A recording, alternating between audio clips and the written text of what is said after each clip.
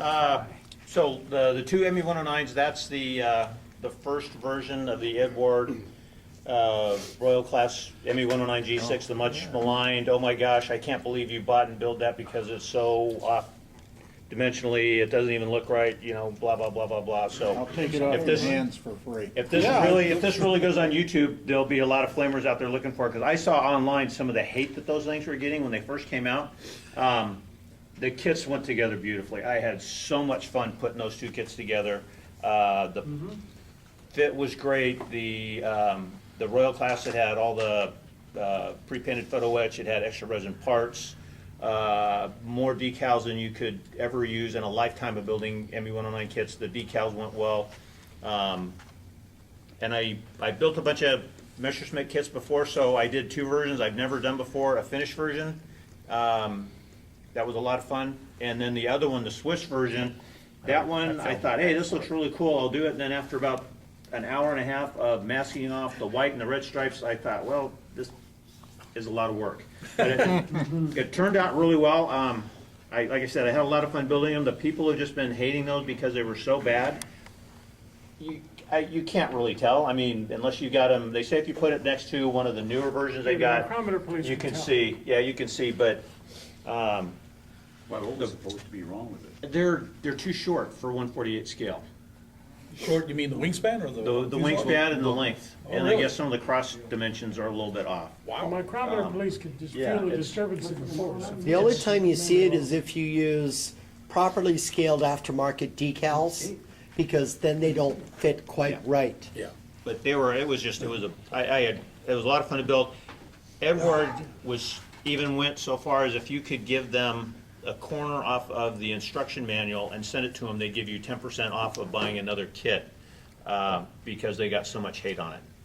But it was a great kit. They were a lot of fun to build. If you can, they're cheap now too. They've been discounted. So if you want to build a really nice quarter scale G6 version, that Eduard kit, you can't go wrong with it.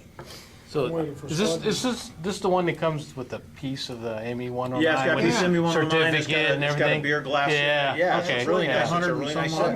Yeah, but it comes with two kits in it and everything, like he said. It's got two kits Billion Yeah. decals. And you can find, and I got it on sale after all the hate started coming out online. I got it for $75, Yeah. which is nice for two Right. really good 48 scale kits.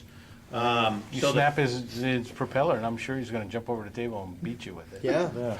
No, I mean, I'm just comparing this with it, and I mean, it's. Yeah, but your hand's shaking, you better move farther away. Other than the length, and maybe the wingspan by about like that. Yeah, it's looks not- pretty close to say if you this. put a different one up against it, you can see. But This is 148. No, but you got to put another ME-109. Yeah, they're nice, really nice kits. Really nice Bearcat kits. is a very different airframe. Yeah. No, What kit is that, Bearcat? Hawk. That's not 1/48. It's inaccurate. Because the Bearcat is larger than a 109.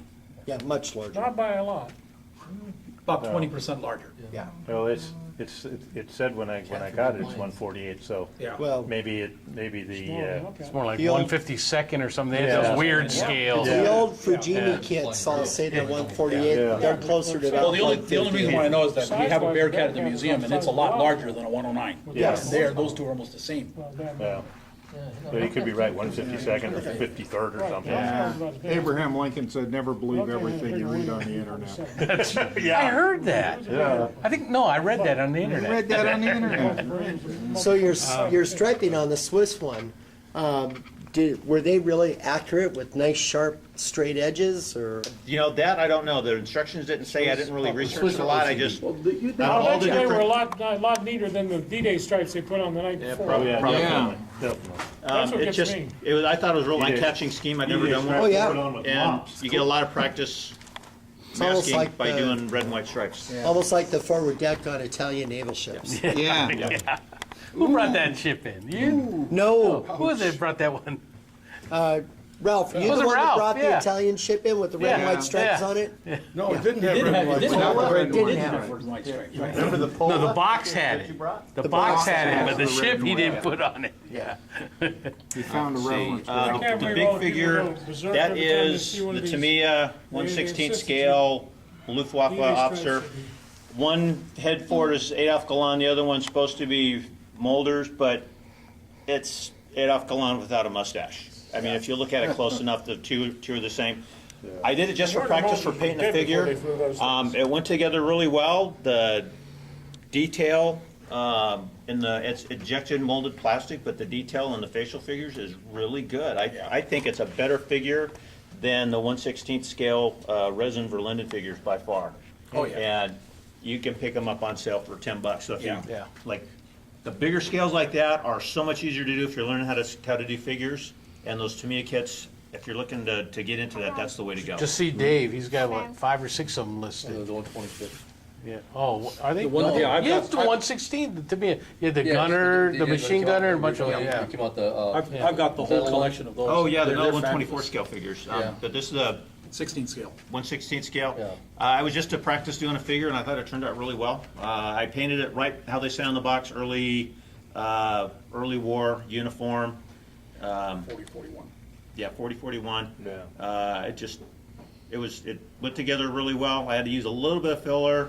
The front of the life preserver is a separate piece, so I had to use a little bit of filler to get it to blend in. And I very rarely actually try to fill gaps. If it's really bad, I'll stop working on it. And this one, it didn't turn out too bad for my limited experience of actually getting that far. But I really liked how that one turned out. I might do something for as far as the base goes, but or I may not. They're fun. Not sure. It was just fun. And then finally, the HE219 is the Revell kit, and it's got 2 of the Master Box figures that Zukimura has for their kit, so they didn't fit exact, but they were close enough.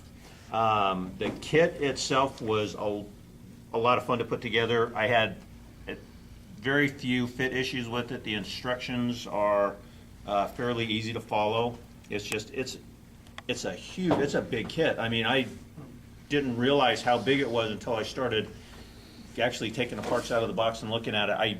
Normally I'm out of the box, follow the directions to the T, don't vary at all. This one, there was no way I could keep it on my workbench doing it that way. So first time I've ever deviated from the directions. I did the fuselage and kept the wings separate until it was completely done. Weather, decaled, everything. The fit of the wings is so good.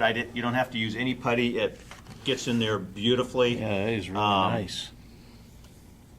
The only complaints I have about the kit is the landing gear are all in no weight on them. So the nose gear is fully extended. It's a little too high. And the directions say put 70 grams of weight in the nose. 70? I put 70 grams of weight in the nose, and it's still a tail sitter.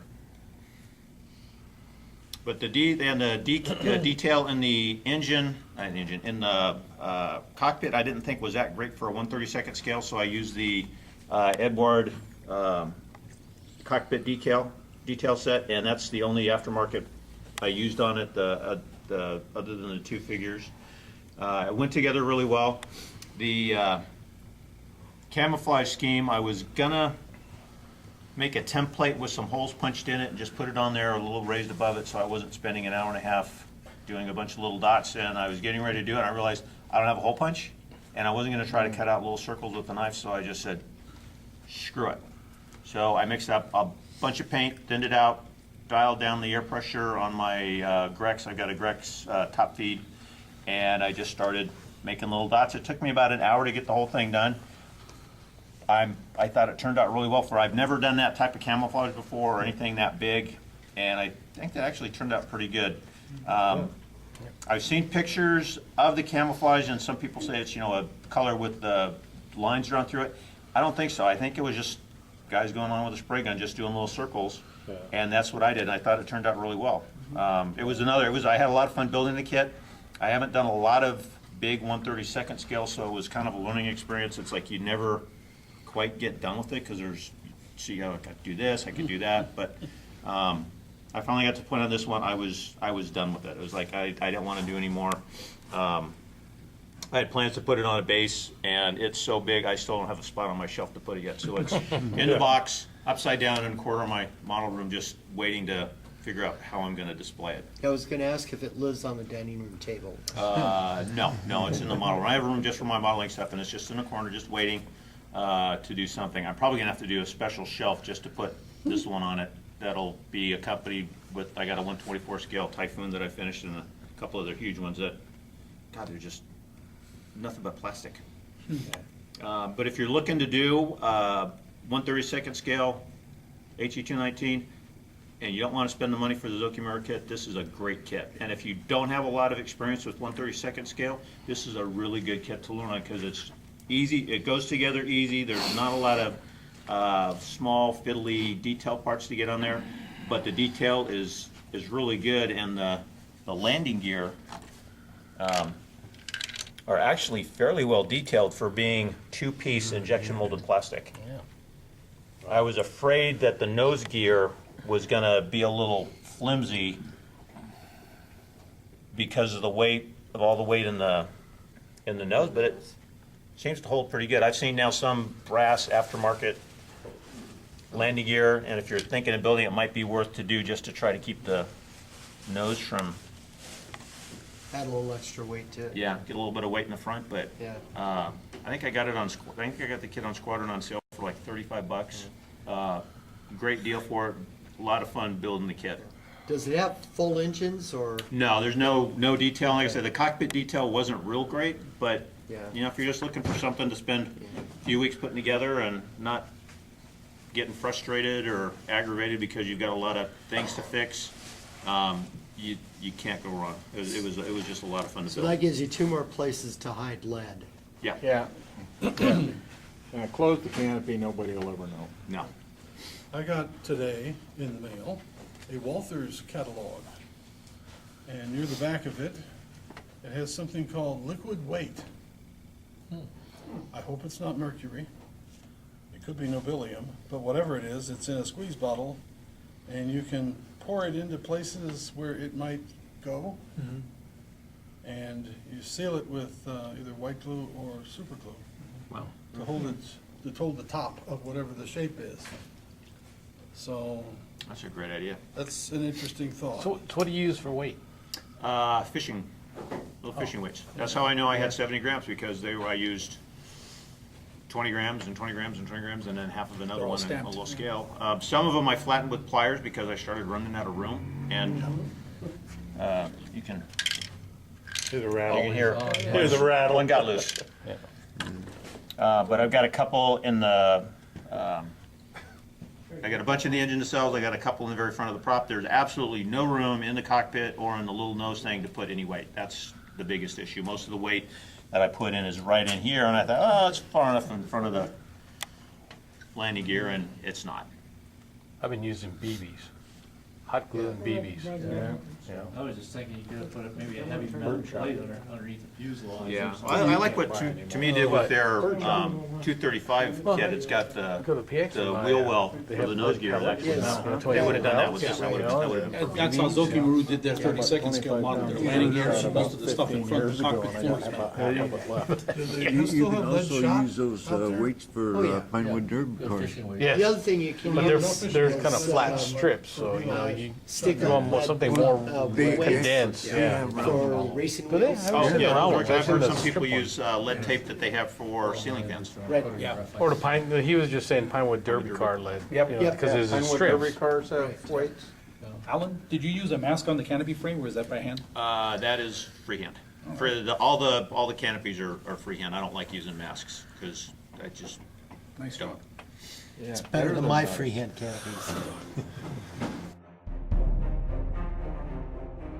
Thank